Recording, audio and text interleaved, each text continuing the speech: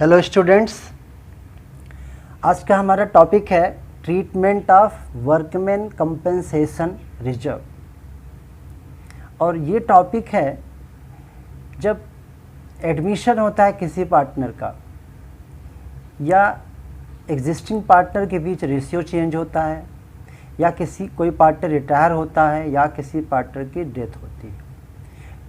चारों टॉपिक में, चारों केसेस में मीन्स रिकन्स्टिट्यूशन में वर्कमैन कंपनसेशन रिजर्व का जो ट्रीटमेंट है वो सेम होता है।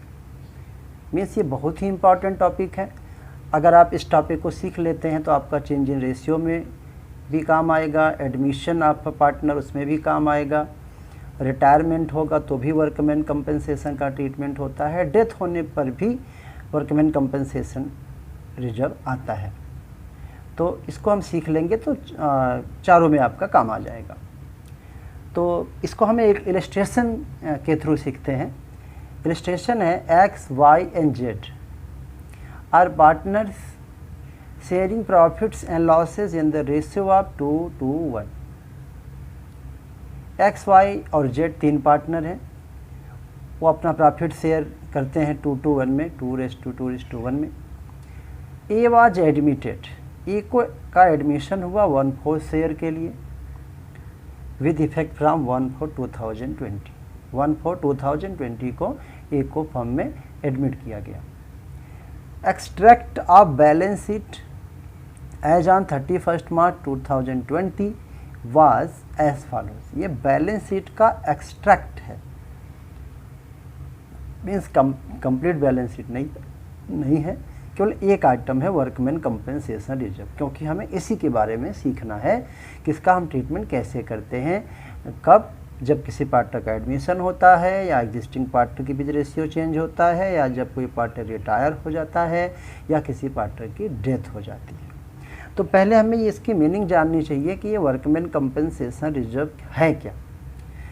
रिजर्व हम जानते हैं रिटेन्ड प्रॉफिट, रोका गया प्रॉफिट को रोक लिया जाता है, सेव कर लिया जाता है, मीन्स पार्टनर को नहीं देते, हम फर्म में ही रोक लेते हैं इस प्रॉफिट को, तो उसको बोलते हैं रिजर्व। अब ये किस लिए प्रॉफिट को सेव किया है? रिजर्व भी दो तरह के होते हैं, जनरल रिजर्व, स्पेसिफिक रिजर्व। तो ये स्पेसिफिक रिजर्व है।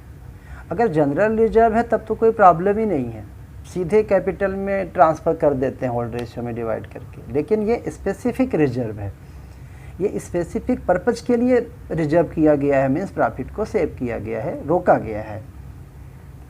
तो किस लिए रोका गया है? वर्कमैन मीन्स जो कर्मचारी हैं, जो वर्कर हैं, जो काम करने वाले लोग हैं हमारी फर्म में। कंपेंसेशन होता है जब किसी का डैमेज हो, हमारी वजह से किसी का लॉस हो, तो उस लॉस को पूरा करना होता है कंपेंसेशन। जैसे एम्प्लॉई हमारे यहाँ काम कर रहा है, फैक्ट्री में एक्सीडेंट हो जाता है, उसका काम करते समय उसको सीरियस इंजरी हो जाती है जिससे वो काम करने लायक नहीं रहेगा, तो गवर्नमेंट का ऐसा कानून है कि हमें उसे पैसे देने पड़ेंगे, इकट्ठा पैसे देने पड़ेंगे। कितना देना पड़ेगा वो अलग डिफरेंट मैटर है, वो हमारे इसमें सिलेबस में नहीं है कि कितना पैसा देना चाहिए। बस हमको ये है कि इसका अकाउंटिंग कैसे करेंगे अगर रिजर्व दिख रहा है बैलेंस शीट में। तो वर्कमैन कंपनसेशन बैलेंस शीट में लायबिलिटी में शो होता है, जैसे कोई भी रिजर्व होता है लायबिलिटी में आता है, क्योंकि ये प्रॉफिट का पार्ट है और प्रॉफिट जो होता है वो पार्टनर का राइट होता है इस पर। तो अगर कंपनसेशन देना पड़ेगा तब तो देंगे, लायबिलिटी क्रिएट हो जाएगी, और नहीं देना पड़ेगा तो ये पार्टनर का है। अब क्योंकि रेशियो चेंज हो रहा है तो रिजर्व को हमें कैपिटल में ट्रांसफ़र करना पड़ेगा, शेयर करेंगे पार्टनर्स। लेकिन अगर कंपनसेशन नहीं देना है तभी ये पार्टनर डिवाइड कर सकते हैं। अगर कंपनसेशन देना है, लायबिलिटी है, तब इसलिए लायबिलिटी के लिए यूज हो जाएगा। तो आगे है क्वेश्चन, पास जर्नल एंट्रीज, इसकी जर्नल एंट्री पास करनी है इसको ट्रीटमेंट करने से related, and show the effect of workman compensation reserve in the following cases. पहला केस है when there is no other information, means WCR तो है लेकिन और कोई इन्फॉर्मेशन नहीं है कि कंपेंसेशन के लिए हमारे पास कोई क्लेम है कि नहीं है, कोई लायबिलिटी है कि नहीं है। क्योंकि लायबिलिटी तो तब आएगी ना जब वर्कर का डैमेज होगा कोई उनका, तभी कंपेंसेशन देना पड़ेगा।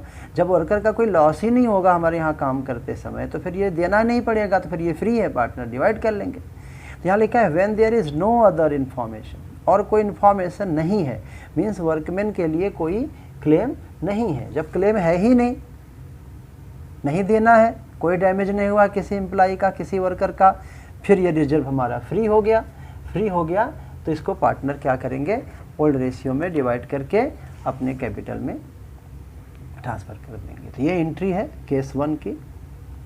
Workman compensation reserve balance sheet में कितना दिया था, 60,000।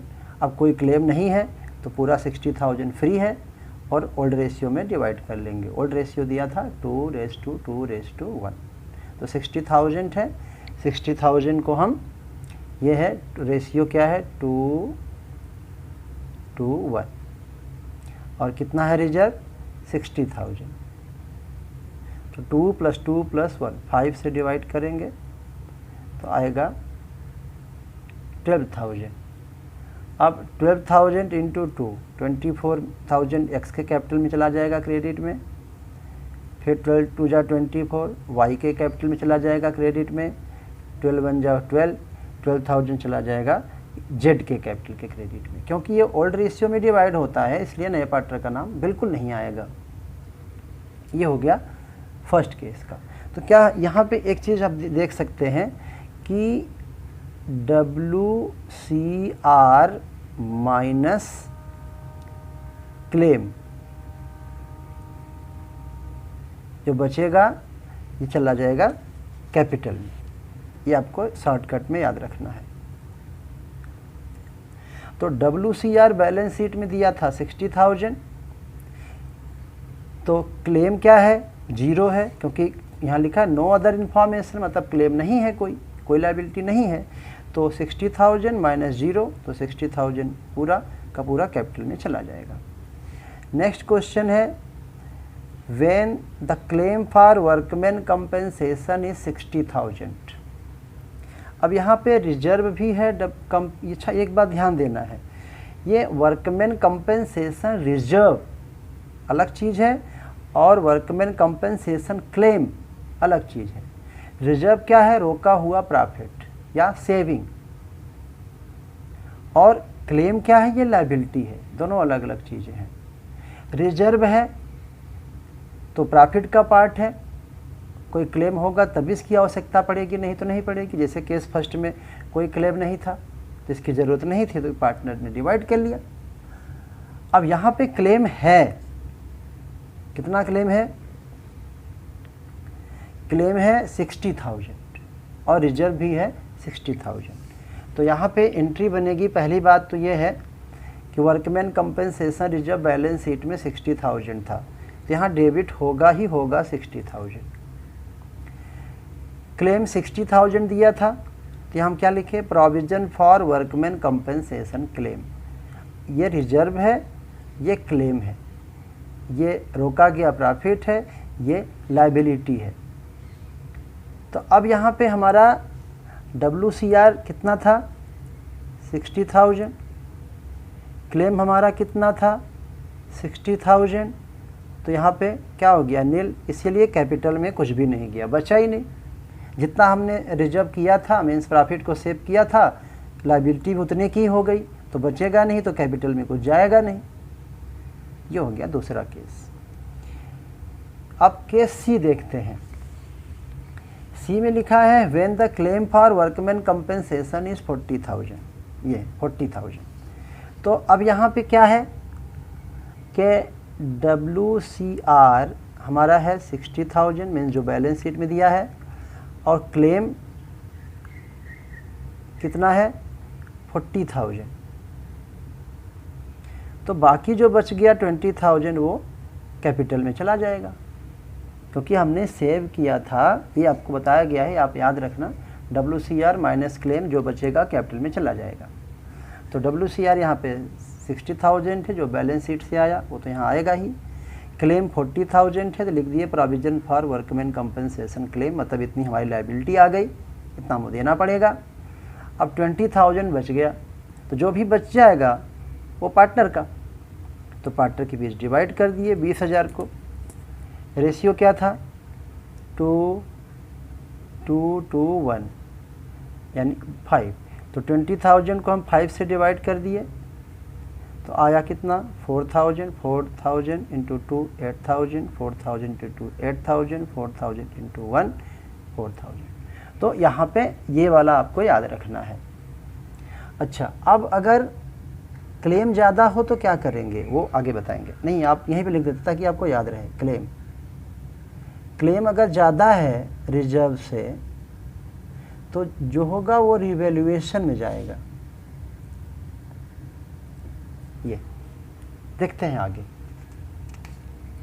नेक्स्ट है D, when the claim for workman compensation is 80,000। अब यहाँ पे क्या है, रिजर्व हमने रखा था केवल 60,000, हमको देना पड़ेगा 80,000, तो 20,000 का हमारा लॉस हो गया। तो रिवैल्यूएशन हम करते हैं जब कोई लायबिलिटी इंक्रीज होती है या डिक्रीज होती है या असेट इंक्रीज डिक्रीज होता है तो हम क्या करते हैं, वो रिवैल्यूएशन में ले जाते हैं। तब यहाँ पे क्या है कि वर्कमैन कंपनसेशन तो हमारा 60,000 था, लेकिन क्लेम दिया था 80,000, तो यहाँ पे 20,000 का हमारा लॉस हो रहा है, तो रिवैल्यूएशन अकाउंट डेबिट, तो ये रिवैल्यूएशन में आ गया। अच्छा, कैपिटल में कुछ जाएगा ही नहीं, क्यों? क्योंकि जितना हमने सेव किया था उससे ज़्यादा तो लायबिलिटी हमारे ऊपर आ गई, तो बच कहाँ रहा, उल्टा लॉस हो रहा है हमारा, तो रिवैल्यूएशन अकाउंट में ले जाएंगे।